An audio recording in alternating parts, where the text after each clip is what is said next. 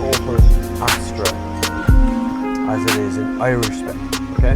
Now, when I say Irish spec, it's the highest. It's the elite version of the Irish spec. Now, a lovely little ding there tells me that my Bluetooth has been connected, so I can play things off my Bluetooth. Not that I'm going to bother with that, because of course, copyright strike.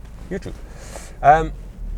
So I'm in a car park. Just pulled up in the car park. I'm here in Portlaoise, the hometown. On the weekend, it's Saturday. It's actually Saturday. So I've had this car for a whole week. Now, we just had our Car of the Year Awards, which is the Irish Car of the Year Awards in association with Continental Tires. And I'm the vice chairman of one of the groups that chooses the Irish Car of the Year. So we decided upon the Mercedes E-Class being the overall winner.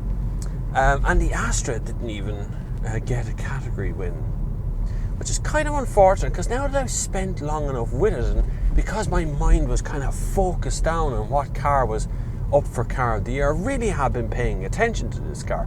I've done 786 kilometers in this car this week, so it has been something that I've been thinking about quite a bit. But now that I've actually driven it around for a week, I kind of went, it's a shame this thing didn't do a bit better in the awards, because in all fairness, it's a really good car. It's nimble, it's agile, it's comfortable. That chassis is very, very good. Suspension is nice and cushioned, not too much, not too little. It's just in that kind of Goldilocks point, everything just right. Although the steering is a little bit light in the corners, it doesn't have a lot of feedback when you want it. And at the same time, the 6-speed box, the throw is a little bit too long, but I think that might be exaggerated by having this kind of curvy top to the gear stick, so it feels longer than it actually is. Still, the gearbox is quite easy to click in and out of each gear. You know, you won't struggle with problems there. Under the bonnet, this one's 130 odd brake horsepower, 1.6 litre diesel, which does feel a little sluggish because it's kind of permanently in eco mode. And that's no harm. I'll come to the fuel tank issue in a minute, because the 1.6 litre diesel does a really good job and makes really good noises. It's really pleasant. At no point do I hear clatter, clatter, clatter, clatter, clatter when it comes to the diesel engine, which is what it normally sounds like for a diesel. It never really sounds that way. It's quiet, it's pliant, it just gets on with the job. And when you're humming along a motorway, and I do mean humming, that's a pushing the noise, you know, that's kind of pushing it ahead there. It just works. It's very efficient, it's very nice. The Astra has to be really good, and there's a reason behind that. Its sales aren't great, because the competition's out there, of course. And there's new competition on the way as well, in the form of the Fiat Tipo, which will be out soon as well. It's probably, it's meant to be kind of smaller, but actually it's probably going to compete in exactly the same place. And the Tipo starts at about 17 grand. This one's over 20. So I'm right here in the middle of Portlaoise now. There's Supermax, where you too can get heart-clogging stuff to stick into your mouth so you won't be hungry when you're on the go. Why is it, whenever you see a headache ad, you know the ones for the headache tablets? It's always someone who works in an office. There's always someone who's on the go and can't afford to be slowed down by a headache. Yet I'm always on the go and I never get headaches. Why is this? Anyway, back to the car.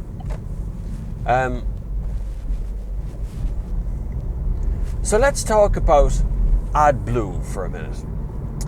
Currently, almost all new cars that are industry standard stuff for emissions are getting this bottle of stuff put into them called AdBlue. It's a chemical that gets released into the diesel as the diesel burns and makes the CO2 burn at a lower temperature rate. Now that allows that the CO2 emissions coming out the exhaust pipe at the other end to be much cleaner. I'm in favour of this AdBlue system. I don't see a drawback to it, but I think diesel engines have reached their capacity for efficiency. I don't think we're going to get to a point where a diesel engine will be able to put out zero emissions. And so I think we've reached the pinnacle of what diesel can do with CO2 and with NOx and everything else. Petrol tends to be a much cleaner fuel. You don't need to add anything to it for it to be low CO2 to begin with, but it's not as efficient, so it's very hard to get good compression of it to make it run for efficiently at higher speeds. And so there's always been this kind of balance. If you're high mileage, you need to be diesel. If you're low mileage, you need to be petrol. If you're really low mileage, you need to be electric or hybrid or some sort of mix of the two down that techno end of it. Whereas at this end of it, a 1.6 litre diesel is efficient in a sort of a mixed way, but still puts out a lot of CO2. AdBlue is meant to reduce that CO2, and it's done that. But what it's also done is, because the AdBlue bottle is 6, 7, 8, 10 litres, whatever it is, a fuel tank more space has to be made for that bottle of AdBlue. And so the fuel tank has had to be reduced in size, and the fuel tank in this is 48 litres. And there's no nice way of putting this. As you're driving along with a brand new full tank of fuel, you will do about 10 kilometres and you will notice the needle move off full. The fuel tank is too small. It just is. It's not that it's fuel efficient. I'm doing 4.6 litres per 100 kilometres. That's massively fuel efficient. Really good. Anything under 5 is always good, okay? So I'm doing the mileage and I'm getting the fuel efficiency from it, no problem. But you just had an example, a perfect example, a random example of the anti-collision system. So let's talk about that now that that's happened, right? Right in front of me, a big flashing thing came up on the screen. It was red. It goes to let me know that the car in front has stopped and I'm not reacting to it. Now I knew what the car was turning left, so it was okay. But you see the anti-collision system coming into it there, where it's like draw your attention immediately to the screen. Thumbs up, Opel, that works perfectly, and that is completely not staged. I don't know what that cash guy was from. It's not one of my cars.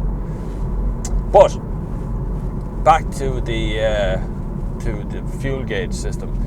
The perception in my mind is that I seem to be using a lot of fuel because I've already put €20 into this car and I've done 789 kilometres. I put it in, I think, 740 kilometres. I put in €20 worth of fuel. So it did about 750 odd kilometres on a full tank. And that doesn't seem efficient. And yet the little digital gauge at the bottom says 4.6 litres per 100 kilometres, which is massively efficient.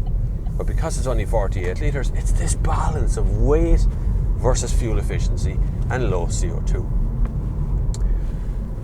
In the cabin, I'm very impressed with their entertainment system. It is much better than it's ever been.